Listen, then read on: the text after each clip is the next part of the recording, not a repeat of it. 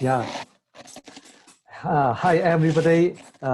It's my great pleasure to give presentation. My name is Peiyi. I'm so glad my colleague and co-author Tom Spring just finished a wonderful presentation. And he's on that is on high system level. And all the software, all the system need hardware. Next, I will introduce an important component in the computer and digital system, which is flip-flop. For flip-flop, one of the design challenges is to reduce power consumption. In this presentation, I will explain why power consumption is important and what is flip-flop and what are some ways to reduce power consumption. And we will introduce our proposed design, then give conclusion. Well, we are using laptop every day, so we know how important we need to charge our laptop. And that is related to power consumption.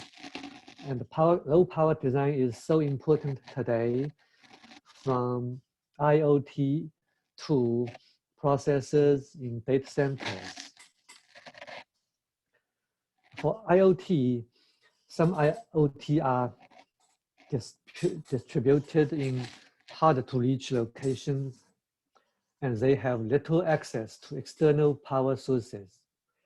Some IoT enabled implements are in people's body, and then you expect to have device work long and long, and they depend on internal batteries. Other devices like wireless devices, if you distribute them in remote areas, it's not easy to exchange battery or not feasible. And for those wearables, you also need a long battery. So now for many products, they have strict requirement on energy efficiency. Well, in data center, which is a huge power consumption contributor, if you save 10% of the total energy used by US data centers, then it will equivalent to energy savings of 10.7 billion kilowatt hours per year. The electricity consumed by 1 million US households valued at about 740 million. So 10% is significant saving. Well, US data centers use more than 9 billion kilowatt hours of electricity per year. It equals to 34 giant 500 megawatt coal-powered plants. Now, besides those power consumption, artificial intelligence is a next huge power consumption contributor.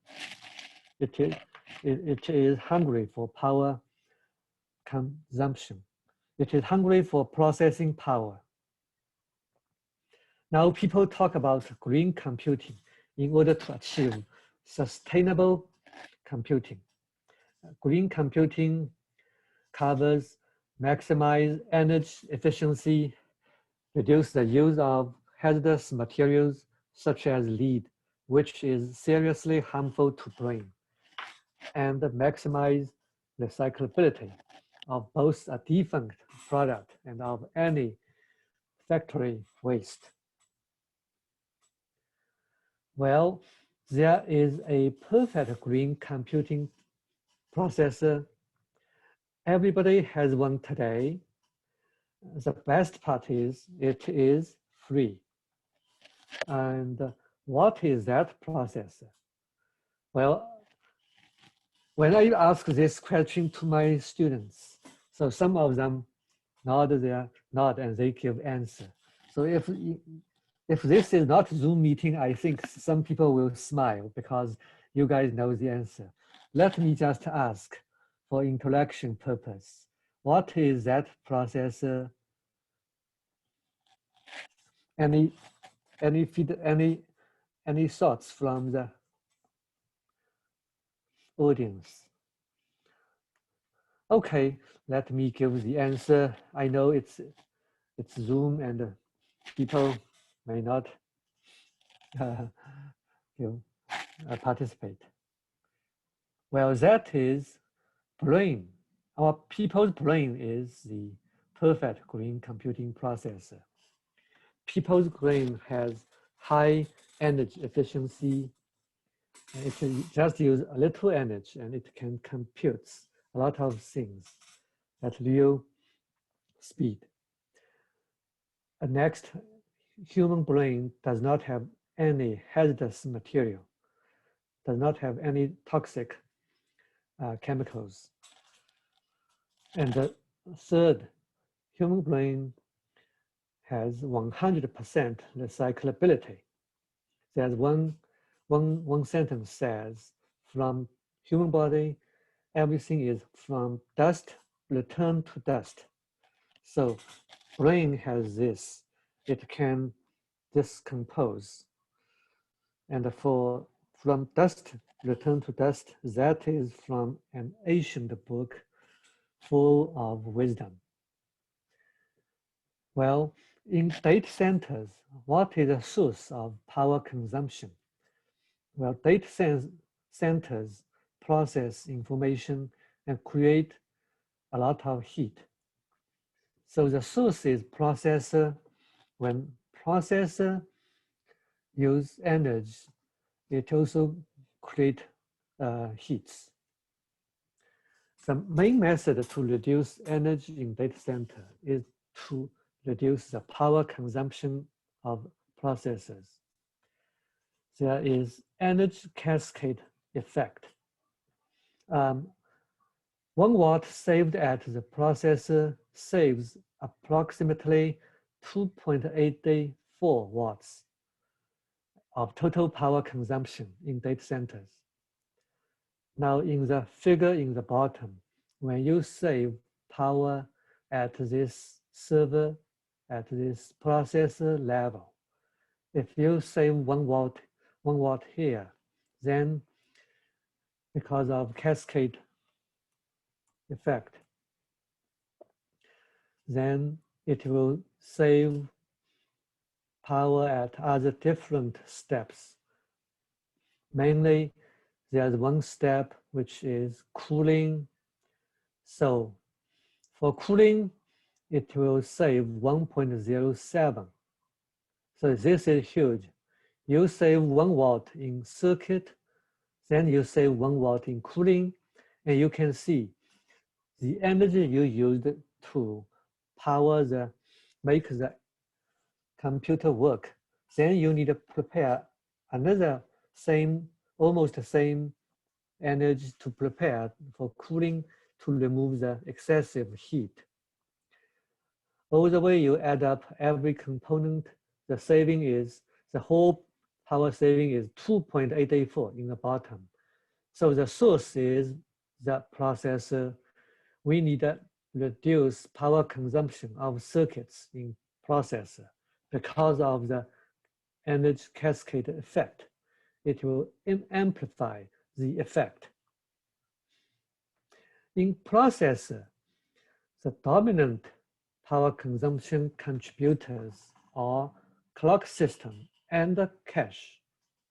And now, clock system is the top power consumptor. Clock system is made of clock distribution network. People also call this clock tree. Another component is flip-flop. Clock distribution network will send clocks to flip-flops in every corner of the chip.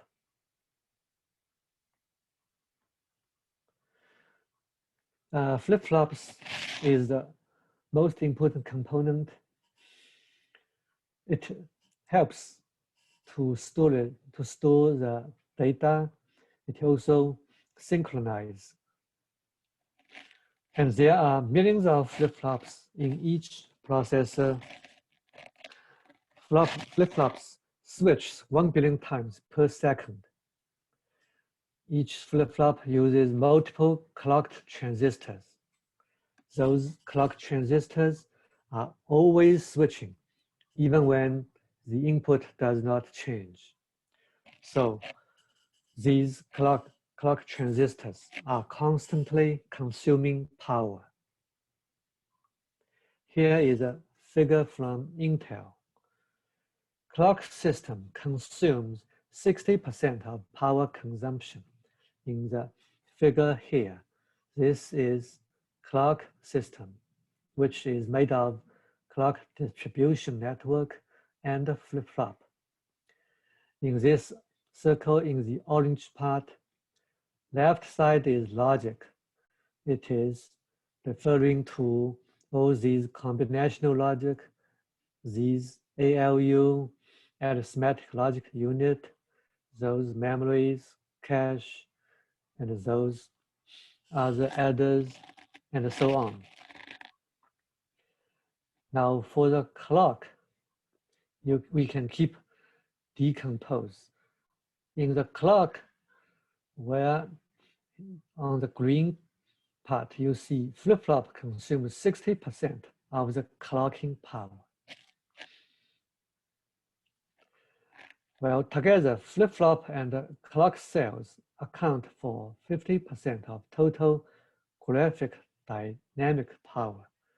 This processor is used for graphic processing, for those video processing, and so on. It's a high-performance processor. Well, next I will show examples of flip-flops. This first one is the widely used transmission gate flip-flop. It has been used for decades because it's stable, it uses static logic, and it can work at very low voltage. And industry uses as a standard cell for flip-flop. However, it has two inverters here in the shading area in bottom. These two inverters are always switching if your input does not change. Suppose D is 1. D keeps 1. Then these clocks keep switching. In 1 second, clock changes 1 billion times when D never change. So this constant clock change consumes redundant power. And we want to remove these power. So next I will show other designs. So this is one design. Try to remove those constant changing clocks. They still have one from previous 2 transistors. This moves, changes to 1. This is single-phase static contention-free flip-flop. It reduces power than the previous one. Well, if D equal 1, then there will be no constant transition. However, if D equals 0, if this D is 0, so this PMOS here turns on. When clock equals 0, this PMOS turns on too. So this node Dn equal 1. When Dn equal 1, this NMOS in the middle, this one where I point my mouse to, this one turns on. So the structure in the red box changes to this. It's just one PMOS at top, one NMOS at bottom. It is essentially an inverter. So this design indirectly still contains one inverter for clock. So it still has redundant transition, though it is better than previous one. Well, I will show next slide. Before that, I will ask if you have any question, please unmute and ask me. Next is another flip-flop. This is from industry, Toshiba. It's called topologically compressed flip-flop, TCFF. It is published in Journal of Solid State in 2014. Well, this one, internally, it uses virtual VDD, virtual power supply, which is not good. So it cannot work at voltage below 0.6 voltage. So this has a shortcoming. Though it reduces clock to 3, there are only 3 clock here. This is one clock.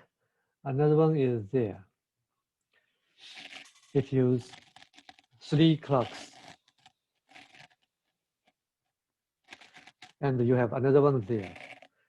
Compared with previous one, it saves clocking power. However, it still cannot work. It cannot work below 0.6. Well, next I will introduce a technology. Widely used technique to reduce dynamic power is clock gating. When use clock gating, it will disable clock to a subset of clock tree during idle state of the driven logic blocks, or shutting off clock signals to a group of flip-flops during their untoggling states, or shutting off clock transistors in single-bit flip-flop when input does not change. Use laundry machine as an analogy. When there is no clothes in the laundry machine, it does not need to spin or rotate, which will save energy. In clock gating, when input does not change, the clock transistors do not need to constantly switch between high and low voltages. This will reduce system's power consumption, which has been a major challenge in the field. Here, there is one clock, one transistor, one flip-flop. It uses change sensing mechanism. Here, it is checking the output, which is Q. You see QI and QN. In this box, input D comes here. It is comparing with the output. So it is detecting if input equals output, then it will just turn off this CS point. If input changes, then CS will turn on. The shortcoming of this is it still has 5 clock transistors. If you look at CK, one is here, clock is here. I move my cursor this on left side, then another one on top, second one, then you have third one in the middle of the box, then you have fourth one here. Then the fifth one is on right side there. You have 5 clock transistors. You still can reduce clock number in this case. So far, summary of the flip-flops introduced so far. We have seen the following flip-flops. And for S2CFF, it has redundant transition. As I showed before, there's one clock transistor continually switching. As for transmission gate flip-flop, it has two clock inverters continually switching. And for TCFF, topologically compressed FF, it cannot work at low voltage. And for last one, change sensing flip-flop, we still can reduce clock power by reduce clock transistor number. Next is the new design, the proposed flip-flop using clock gating circuitry with embedded XoR. Now in this design, input and output is also being compared using XoR circuitry. In the circle here, in the bottom, you have D, which is input. dB is the reverse of the input. Q is here. Q is output, and the QB is opposite of output. Basically, we use XoR here to compare input and output. If input does not change, then clock compare, this node will be 1. When this is 1, node Z will be 0. And then this bottom NMOS is off. So the whole latch will be off because there's no connection with ground. However, if D changes, then one of the paths will be on in the circle.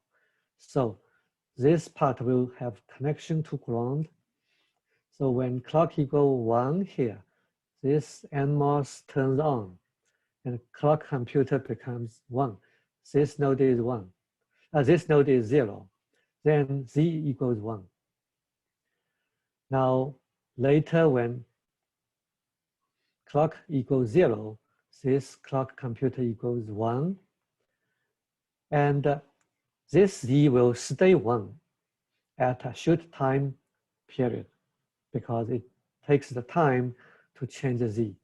Then in the short time window, both this N3 NMOS and N4 NMOS will be on. So this path will be on for a short time window. It's like a pulse. It turns on this, then the top part have connection with ground, then it can process data. D will propagate to right side to Q, only in a short pulse window.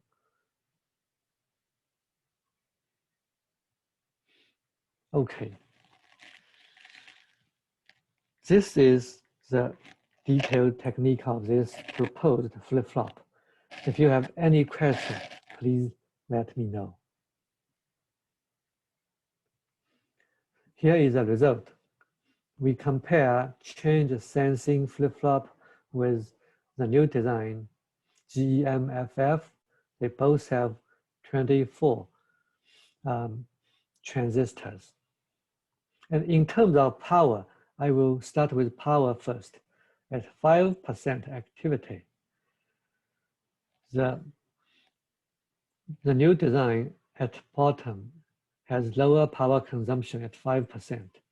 Here, 5% activity means in 100 clock cycles, the input only changes 5 cycles.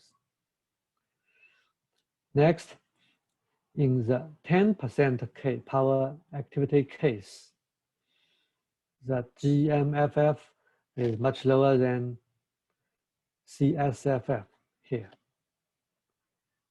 And in 15% activity rate, GEMFF is still lower than CSFF. Well, in the table, we have other parameters. This CQ is input to output delay. Well, GEMFF takes a little bit longer, takes more time. For setup time is the time that the input should be ready before the clock edge. The GEMFF has less setup time. Next is hold time. This is how long input should maintain the value.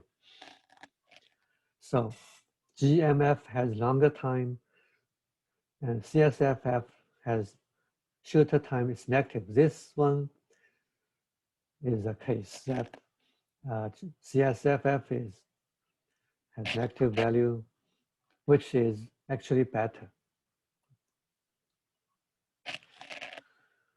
This is a chart showing power consumption under different switching activities. So this orange one is the new design. The new design shows less in the 5%, 10%, 15% case. When the switching activity is higher, then it loses advantage because the input keeps changing. You cannot capture the case where input equals input, output. In 5% case, 95% of time, input equals output. So the new design captures that situation, so the new design consumes less power. So this reflects the new design feature. Well, next shows how voltage changes affecting power consumption from 1.0 voltage to 0.4 voltage. We can see that the orange one have less energy than the comparing flip-flop. And also, these flip-flops work at 0.4 voltage. This is called ultra low voltage.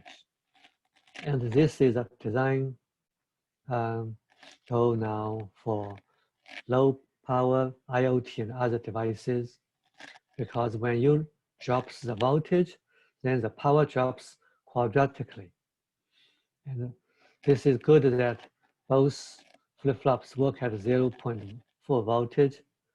And for one previous flip-flop, which is TCFF, TCFF cannot work at 0.4. TCFF work above 0.6. Well, conclusion, we have proposed a novel flip-flop using clock gating circuitry with embedded XoR, GEMFF. We used clock gating to reduce redundant clock switching power. In view of power consumption, GEMFF outperforms CSFF by 25.1% at switching activity of 10%. At switching activities of 5% and 15%, GEMFF achieves less power consumption than CSFF as well. So the new proposed GEMFF is capable to achieve low power consumption. Thanks so much for coming to my presentation. So next, welcome